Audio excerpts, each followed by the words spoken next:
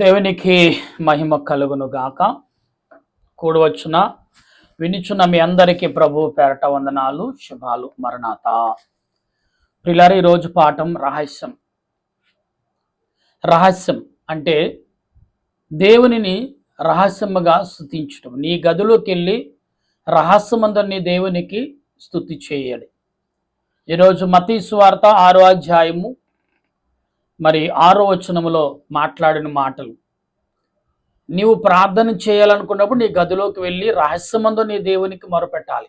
దీని కొరకు ప్రార్థన చేద్దాం. సర్వోన్నతుడా, సర్వాధికారి, నీ కొందనాల దేవా, ఈ సాయంకాల సమయంలో ఈ మంగళవార దినమున 4వ ప్రార్థనగా నిన్ను స్తుతిస్తుండగా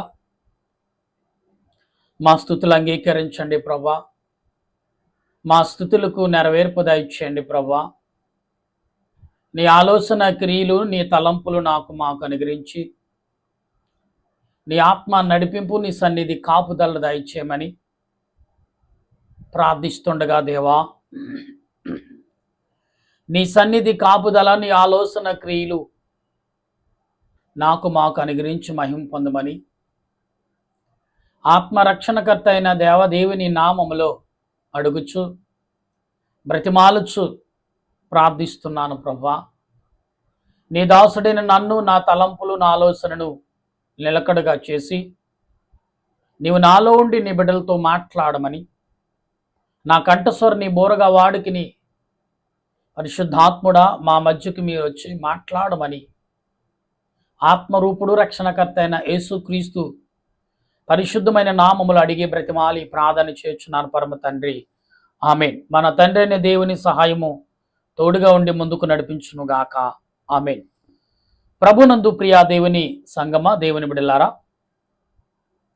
ఈ సమయంలో రహస్యం. ఎవరికి రహస్యం ఉండాలి? దేవునికా, నీకా? ఈ లోకంలో సేవ చేయాలన్నా, వాక్యం ప్రకటించాలన్నా చాలా చాలా రకాలుగా ఆచిచూచి ఆలోచించి ప్రకటించాలి. ఎందుకంటే వాక్యము అనేక ఉపమానములు చెప్తుంది. ఏంటి ఆ ఉపమానములు అంటే, పరిశుద్ధాత్మ దేవుడు నీతో నాతో మాట్లాడుచున్నాడు అంటే అది ఆత్మ సంబంధమైన మాటలు. దేవుడు ఆత్మే సంపూర్ణుడై ఆత్మరూపుడై ఉన్నాడు. ఇవాళ టెక్నాలజీ ఎంత పెరిగినప్పటికీ ప్రార్థించటం, స్తుతించటం, ఆరాధించటం, దేవునిని గణపరచటం, దేవుని సన్నిధిలో సాక్షిగా నిలటం, ప్రభు అన్నట్టు మత్తయి సువార్తలో 5వ అధ్యాయంలో నీ రహస్యమందు నీ దేవుని సన్నిధిలో విజ్ఞాపనం చేసినప్పుడు నీవు తలుపు వేసుకుని రహస్యముగా నీ దేవునికి సమర్పించాలి. ఇది అంశం. ప్రియులారా, ఇంకా మనం లోతుగా చదివితే, మరియు మీరు ప్రార్థన చేయనప్పుడు అన్యజనుల వల్ల, ఇక్కడ మీరు 7వ వచనంలో మత్తయి సువార్త 6వ అధ్యాయం 7వ వచనంలో ఏమంటే, మీరు ప్రార్థన చేసినప్పుడు అన్యజనుల వలె మీరు అతిగా ఉచ్చరించవద్దు. ప్రభువా నాకు అది, ప్రభువా నాకు ఇది అని మనం మాట్లాడకూడదంట. లేఖనం చెప్తుంది. ప్రభువా దేవుడు నీకు తెలుసు, ఏర్పరచుకున్నాడు, నీకు ప్రేరేపణ వస్తుంది, ఆ రకంగా వెళ్ళిపోవటమే అంతే తప్ప ప్రేరేపణ రకంగా రాకుండా దేవుడు ఏమిచ్చాడు? ఒకవేళ ప్రేరేపణ అతివేగంగా వస్తుందంటే ఏదో గందరగోళం జరుగుతుందనే లెక్క. కాబట్టి యేసుక్రీస్తు ప్రభు సన్నిధిలో మనం ప్రార్థన చేయాలి. ఉచ్చరించి మాట్లాడటం వలన, తను ఉచ్చరించి మాట్లాడటం వల్ల, ప్రార్థన ఉచ్చరించి ఉత్సాహంతో ప్రార్థన చేయటం వల్ల నా మనవి దేవుడు వింటున్నాడు అనుకుంటాం, కానీ చేరదు. అందుకనే చాలా ఆలోచించి మాట్లాడాలి దేవుని సన్నిధిలో, ఆచితూచి మాట్లాడాలి దేవుని సన్నిధిలో, ఆలోచన కలిగి మీరు మాట్లాడాలి ప్రభు సన్నిధిలో. ఎందుకంటే ప్రభు నీతోటే మాట్లాడుచున్నాడు. ఆ సంగతి మీరు మర్చిపోవద్దు. ఎందుకంటే దేవుడు నీ పట్ల నా పట్ల చేయుచున్న కార్యములు ఏదైతే ఉన్నాయో అవన్నీ కూడా ఆత్మ సంబంధమైన క్రియలుగా భావించాలి. అప్పుడే దేవుడు నీ పట్ల నా పట్ల చూపుచున్న గొప్ప కార్యము ఏదైనప్పటికీ ఆత్మస్వరూపుడిగా దేవుడు నిన్ను బలపరిచేవాడుగా ఉంటాడు. ప్రియులారా, ఈ సాయంకాల సమయంలో ప్రభు నీతో నాతో మాట్లాడుచున్నాడంటే ఏమని మాట్లాడుచున్నాడు? ఎందుకు మాట్లాడుచున్నాడు? దేని కొరకు మాట్లాడుచున్నాడు? ఏ ఉద్దేశంతో మాట్లాడుచున్నాడు? ఇవి మనం బాగా కలిగి మాట్లాడాలి. అందుకే ప్రభు అన్నారు, నేనే మార్గము, నేనే సత్యము, నేనే జీవమని ప్రభు చెప్పిన మాట మనం గమనించాలి. ఈ సాయంకాల సమయంలో ప్రభు నీతోటే మాట్లాడుతున్నాడు అనే భావం మనం కలిగి ఉంటే మనం అనేకమైన విషయాలు తెలుసుకునే వారిగా ఉంటాం.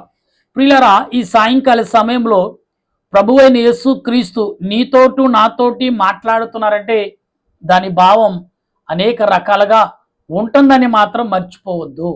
ఎందుకంటే దేవుడు మాట్లాడేవాడు, వినుచున్నవాడు, చూచుచున్న దేవుడు. అందుకే అంటున్నాడు, ఇద్దరు ముగ్గురు కూడి నా నామమును బట్టి ఇద్దరు ముగ్గురు కూడిన చోట నేను ఉంటాను. నా నామాన్ని బట్టి అంటే ప్రభు నామములో ఎక్కడా చాలా మంది అనేక చోట్ల కూడుకుంటాం మాట్లాడటకు, ఆయా సందర్భంలో మాట్లాడుకుంటా లోక సంబంధంగా చాలా రకాలుగా. ప్యాకెట్ ఆడేవారు నలుగురు కూర్చుంటారు, ఏమంటే సెస్ వాడేవాడు నలుగురు కూర్చుంటాడు, క్యారం బోర్డు వాడు నలుగురు కూర్చుంటారు, ఏమంటే టీలు కాఫీలు తాగేవాడు నలుగురు కూర్చుంటారు, టిఫిన్ తినేవారు నలుగురు కూర్చుంటారు. ఇవన్నీ కూడుకుంటాము కాదు. దేవుడు ఏమన్నాడు తెలుసా? నా నామమును బట్టి ఇద్దరు ముగ్గురున్న కూడిన చోట నేను ఉంటాను. అంటే పరిశుద్ధాత్మ దేవుడు ఆనాడు పేతురు, యోహాను, అందరియా వీళ్ళందరూ ప్రభు పరలోక ఆరోహమైనప్పుడు పరిశుద్ధాత్మ దేవుని ఆదరణ కొరకు వారు మేడగదిలో ప్రార్థన చేశారు. ఎలాగా? మీరు వలె వారి వరే ఉండకడి, మీరు మీ తండ్రిని అడగక మీ అక్కర్లవి ఉన్నవేమో ఆయనకు తెలియను, కాబట్టి మీరు ఇలాగో ప్రార్థన చేయడి, పరలోక తండ్రి. అంటే ఇక్కడ పరలోక ప్రార్థన ప్రభు శిష్యులకు నేర్పిన ప్రార్థన మనకి కనబడుతుంది. ప్రియులరా, యేసు ప్రభు మాట్లాడుచున్న ప్రతి క్రియ ఎందుకు మాట్లాడుచున్నాడు, దేని కొరకు మాట్లాడుచున్నాడు, అసలు మాట్లాడవలసిన విషయం ఏదైనా ఉందా అని మనం ఆలోచిస్తే, యేసు ప్రభు ఏమంటే రహస్యమందున నీ దేవుని సన్నిధిలో నువ్వు ప్రార్థన చేయి. ప్రార్థన చేస్తే రహస్యమందు నీ దేవుని సన్నిధిలో ప్రార్థన ఎందుకు చేయమన్నాడు ప్రభు? నీ మాటలు వింటాడు కాబట్టి, నీ మాటలు ఆలకిస్తాడు కాబట్టి, నీ మాటలకు సమాధానం ఇవ్వాలి కాబట్టి. అందుకే ప్రభు అన్నారు, నేనే మార్గము, నేనే సత్యం. ఆది యందు వాక్యం ఉంది, వాక్యం దేవుని యందు, దేవుడే వాక్యమై ఉన్నాడు. వాక్యదారిగా నీతో ప్రవేశిస్తున్నాడనే భావం మర్చిపోతున్నామేమో. ఒకసారి మనం ఆలోచన కలిగి ఉండాలి ప్రియులారా. ఈ సాయంకాల సమయంలో వాక్యం వింటున్న నీవు కానీ నేను కానీ రహస్యమందున్న ఈ మన దేవుని, ఈరోజు అంశం రహస్యం అంటే నీ ప్రార్థన నీ మనసులో ఉన్నది దేవునికి తెలియాలి. నీ కుటుంబం తెలియపోయిన పెద్ద సమస్య కాదు. ఒకవేళ నీ భర్తకు తెలుసున్నా, లేకపోతే నీ కుటుంబాలు ఎవరికైనా తెలుసున్నా ఏళన చేయొచ్చు, కానీ యేసుప్రభు ఏళన చేసేవాడు కాదు. నిన్ను ప్రేమించాడు, నిన్ను ఆదరించేవాడు, నిన్ను బలపరిచేవాడు, నీ కష్టంలో పాలు పంచుకునేవాడు ఆయన. అటువంటి ఆయన ఈరోజు నీ కొరకు, మన కొరకు ప్రార్థన నడిపింపు కలిగి ఉన్నాడంటే ఒకసారి ఆలోచించాలి ఈ విషయంలో. ఎందుకంటే ప్రియులారా, దేవుడు ఆత్మ సంపూర్ణుడు, ఆత్మరూపుడు, ఆత్మస్వరూపుడు, ఆత్మ రూపము కలిగిన వాడు, ఆత్మ వివేకము కలిగిన వాడు, ఆత్మ సంపూర్ణుడైన దేవదేవుడు ఈరోజు నీతో నాతో మాట్లాడుచున్నాడనే భావం మనం ఎరిగి ఉన్నామా? ఎరిగి ఉంటే ఏ రకంగా ఎరిగి ఉన్నాం? ఏ రకంగా ప్రార్థన చేయగలుగుతున్నాం? ఏ రకమైన విజ్ఞాపన మనము ప్రభుతో పంచుకోగలుగుతున్నాం? ఏ రకమైన విజ్ఞాపన మనం ఆయన ఎడల కలిగి ఉన్నాం? ఇది ప్రాముఖ్యం. అందుకే మనం అన్యుల వలె మాట్లాడుకుని, అన్యులు ఏం మాట్లాడతారు? ఇక్కడ పేతురు, యోహాను, ఆంద్రేయ వీరందరూ కలిసి మేడగదిలో ప్రార్థన చేసినప్పుడు వారు అనేకమైన భాషలు, అన్యుల వలె భాషలు మాట్లాడే, చాలా మంది భాషలు కలిగి ఉన్నారు కదా. మన ఇండియాలో ఎన్నో భాషలు ఉన్నాయి. వారి భాషలు అర్థమైనప్పుడు కూడా ఏమంటున్నారు తెలుసా? వీళ్ళ తాగేసి మాట్లాడుతున్నారు అని. కానీ పేతురు వెంటనే తేరుకుని, వీరు పరిశుద్ధాత్మతో నింపబడి మాట్లాడుచున్నారు, అది మీరు ఎరిగి ఉండండి. వీళ్ళ అక్కడ మహాశబ్దము, మహా వెలుగుతో నింపబడింది. కానీ ప్రజలేమన్నారు? ఇక్కడ ఏదో జరుగుతుందని ఆందోళన చెందారు. ఆ సమయంలో మేడగది దేవుని మహిమతో నింపబడింది. ఈరోజు నీ ఇల్లు నువ్వు ప్రార్థిస్తే దేవుని మహిమతో నింపబడుతుంది. కుమార్తె, కుమారుడా, నీ ఆలోచన దేవునితో బలపడుతుంది. కుమారుడా, కుమార్తె, నీ క్రియలు ప్రభు అంగీకరించేవాడు, నీ తలంపులకు నెరవేర్పునిచ్చేవాడు దేవుడు. ఆ విషయం మర్చిపోతున్నావేమో నువ్వు. అయితే ఈ సాయంకాల సమయంలో ప్రభు నీతోటే మాట్లాడుచున్నాడు. ఆ విషయం నీకు తెలుసా?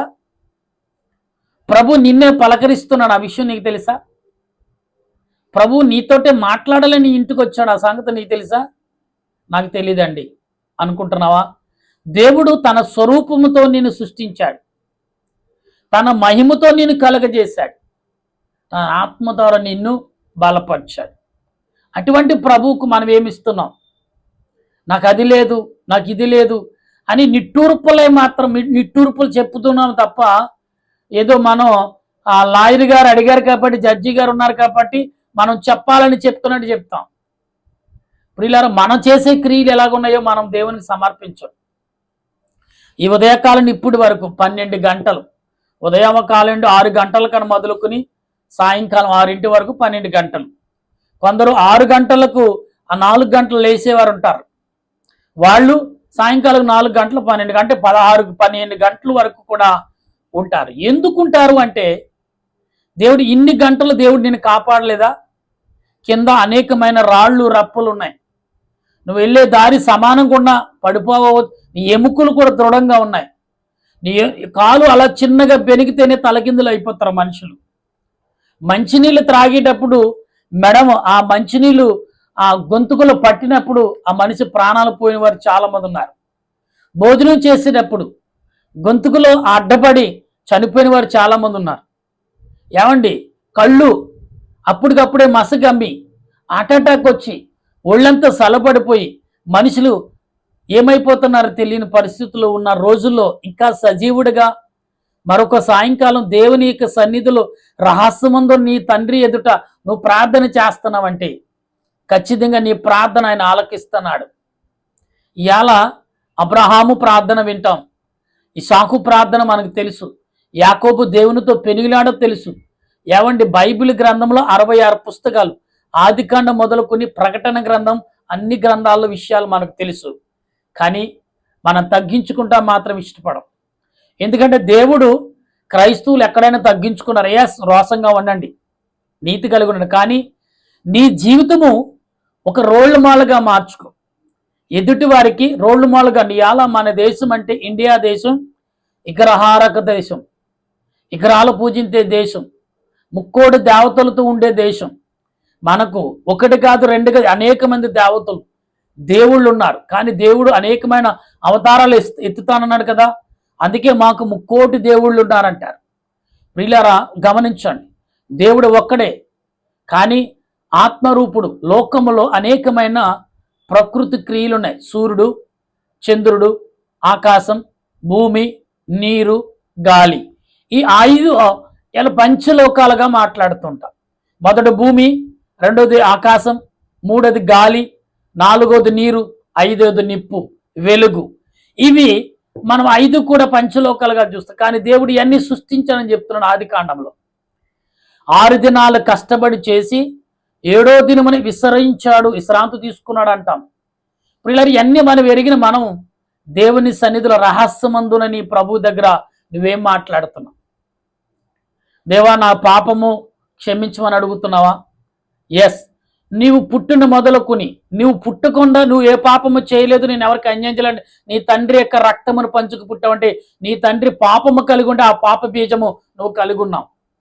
అందుకే బైబిల్ గ్రంథములో అంటున్న మాటలు, భూలోకములో ఎవడును పరిశుద్ధులేరు, అందరూ పాపులే. మరి యేసు ప్రభు అంటే మరియా గర్భమును ధరించాడు, ఆయన పాపే కదని, కానీ పరిశుద్ధుడు. ఆయన ఒకే ఆలోచనతో వచ్చినవాడు, ఒక భార్య భర్త కలిస్తే పుట్టినవాడు కదా, పరిశుద్ధాత్మ ద్వారా గర్భము ధరించుకుని ఆ గర్భము ద్వారా కలిగినవాడు. ఇవాళ మరి మతమోదుల అంటే వ్యతిరేక మనుషులు మాట్లాడే మాటలు చాలా భయంకరంగా ఉన్నాయి. దేవుడు ఒక్కడే సత్య స్వరూపి, సత్యాన్ని నేర్పేవాడు, యథార్థాన్ని నేర్పేవాడు, మంచిని నేర్పేవాడు, వినయం నేర్పేవాడు, విధేయత నేర్పేవాడు, మాటను నేర్పేవాడు, జ్ఞానము నేర్పేవాడు, ఉపదేశం నేర్పేవాడు, మంచి నడకను చెప్పేవాడు, మంచిగా జీవించమని చెప్పేవాడే ప్రభు. ఇలా మనం చాలా రకాలు మన ఇండియాలో తపస్సు చేసే మునుల్ని చూస్తాం. వారు ఎందుకు తపస్సు చేస్తారు ఆ సంగతి తెలిసి చాలామందికి. దేవుడు అసలు ఎలాగుంటాడు, దేవుడు మాట్లాడతాడా, దేవుడు ఏ రూపం కలిగి ఉన్నాడు, అసలు ఏ శక్తిమంతుడు అని అన్నప్పుడు ఒక వ్యక్తి తన జీవితం అంతా దారబోసాడు, కుటుంబాన్ని విడిస్తాడు, కన్న తల్లిదండ్రులు విడిచేస్తాడు, ఒక అడవి ప్రాంతంలోకి వెళ్ళిపోయి ఆకులు ఆ నీళ్లు తాగి తన శరీరం అంతా ఎండిపోతుంది. ఎముకలు మాత్రమే మరి తన పేగులు ఎముకలకు అంటుకుపోయినట్టే రీతిలో అతను తపస్సు చేస్తారు. నిజమైన దేవుడు ఎక్కడా అని. ఎందుకంటే సమస్తము విడిచిపెట్టేస్తారు. ఆహారం అని దిష్టి ఉండదు, ధ్యానంలోకి వెళ్ళిపోతారు. భూమి తిరగబడినా కానీ పట్టించుకోరు, ధ్యానంలో ఉంటారు. అంత నిష్ట కలిగిన వారు ఎలా అఘోరులు అంటారు. తెలుసు కదా, మన రాష్ట్రాల్లో అఘోరులు అంటేనే అబ్బో చాలా శక్తిమంతులని భయపడుతూ ఉంటారు. వారు శక్తి మనలాంటి మనుషులే, కానీ దేవుని యొక్క బలం ఏంటో, దేవుని యొక్క శక్తి ఏంటో తెలుసుకుంటా ప్రయత్నం చేసే అఘోరాలు అంటారు. అంటే తపస్సు చేసే మునులు అంటాం. ఎందుకు అంటే ప్రియులారా, వారు రహస్యం ముందున్న దేవుని యొక్క శక్తిని తెలుసుకుంటారు. దేవుడు మాట్లాడతాడని ఆసక్తితో వారి తపస్సులు చేస్తారు, వారి జీవితం అంకితం చేసుకుంటారు. కానీ ఈనాడు యేసుప్రభు అన్నాడు, అటువంటి జీవితం నువ్వు అంకితం చేయక్కలేదు, నీతోటే నేను ఉంటానంటున్నాడు, నీ మాటలు వింటానంటున్నాడు, నీ సన్నిధి నువ్వెక్కడైతే ఏర్పరచుకో ఆ సన్నిధిలో నేను ఉంటానంటున్నాడు, నీతో మాట్లాడతానంటున్నాడు ప్రభు. ఈ సాయంకాల సమయంలో వింటున్న కుమార్తె కుమారుడా, నా ప్రేమైన క్రైస్తవ యొక్క విశ్వాసులారా, పాపం అనేది చాలా భయంకరమైనది. అది కంటి చూపు ద్వారా వస్తుంది, మాట ద్వారా వస్తుంది, నడక ద్వారా వస్తుంది, కాళ్ళ దుమ్ము ద్వారా కూడా నీలో పాపం ప్రవేశిస్తుందండి. ఇదేంటండి? ఎస్, సాతానుగాడు నీలోకి వచ్చి నీలో రావటానికి నేను ఆవరించడం ఎన్ని రకాలుగా వస్తాడు తెలుసా. అందుకనే ఇంట్లోకి వచ్చే ముందు కాళ్ళు దులుపుకుని రమ్మంటారు. కాళ్ళు చెప్పులు విడిచినట్లే వెంటనే కాళ్ళు కడుక్కోమని ఎందుకు చెప్తారంటే, నీ కాళ్ళు ధూళి నీటి ద్వారా నీ శరీరం కొంత అయినా శుద్ధిపడాలని.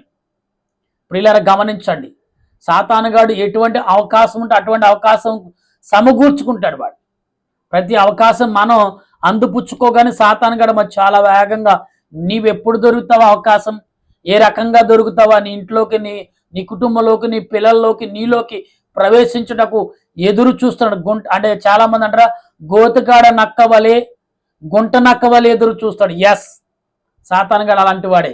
అందుకే దేవుని రహస్యంగా నీ దేవుని సన్నిధిలోకి వెళ్ళినప్పుడు, రహస్యముందు నీ ప్రభువుని ప్రార్థించినప్పుడు నీవు తలుపులు వేసుకో. ఎందుకంటే నీవే ఉన్నావని గ్రహించాలి. పిల్లరా ఇక్కడ అంటున్నా, నువ్వు ఉపవాసం ఉండి ప్రార్థన చేసినప్పుడు నువ్వు నీ నిలకడ ఎవరి మీద అంటే దేవుని మీదే ఉండాలి. ఇవాళ ఉపవాసం అనుకుని ప్రార్థన అనుకున్నప్పుడే పనులు ఎక్కువ ఉంటాయి, ఊరు ప్రయాణాలు ఎక్కువ తల్లి. సాతానుగాడు ఏంటి, ఉపవాసం ఉన్నావు కదా తూలు పడతానని వేస్తాడు. ఎందుకమ్మా పడిపోయావంటే, పొద్దునుంచి ఏం తినలేదని పక్కవాడు చెప్తాడు. తన భార్య ఉపవాసం అని ప్రకటించుకుంటారు, జీవితకాలం చేస్తూ ఉంటారు. ఇలాగ అనుకోకుండా ప్రయాణము చుట్టాలు వస్తారు, కాలు జారి పడిపోతుంది. కాలు జారి పడిపోయింది కానీ ఏమంటారు తెలుసా, ఓహో ఇవాళ ఉపవాసం ఎందుకని ముఖం తిరిగి పడిపోయింది అంటారు.